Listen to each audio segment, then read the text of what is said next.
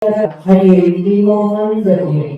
saya tegaskan itu bukan slot atau itu adalah memiliki keras. Viral anggota DPRD Batam main game saat rapat paripurna, Syahrul bantah main slot.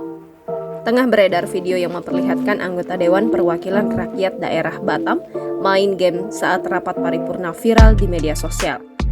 Video kejadian tersebut salah satunya diunggah oleh akun Instagram @kabarnegeri. Diketahui anggota DPRD Batam itu bernama Syahrul, ia merupakan politisi PAN.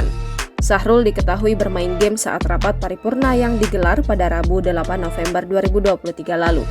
Sidang kala itu digelar dengan agenda menyepakati perubahan kedua Perda nomor 10 tahun 2016 tentang pembentukan dan susunan perangkat daerah.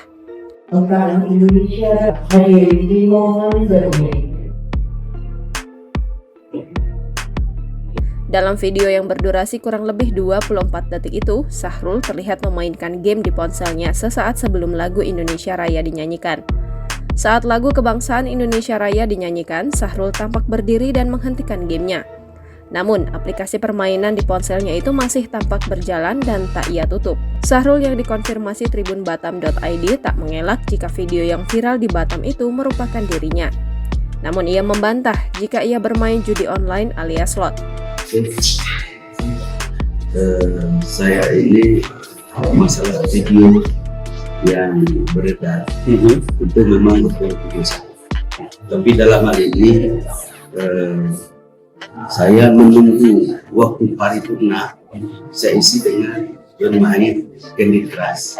Jadi dalam hal ini bukan slot atau judi itu, saya nggak paham dengan slot itu. Jadi saya tegaskan tadi itu memang saya bermain Candy Crush sebelum paripurna dimulai. Syahrul menerangkan bahwa permainan Candy Crush itu dimainkan untuk mengisi kebosanannya jelang sidang paripurna yang katanya belum dimulai. Demi Allah saya tak paham apa itu slot. Waktu itu saya main game Candy Crush sambil nunggu teman lainnya datang. Rapatnya belum mulai, katanya. Download Tribun X sekarang.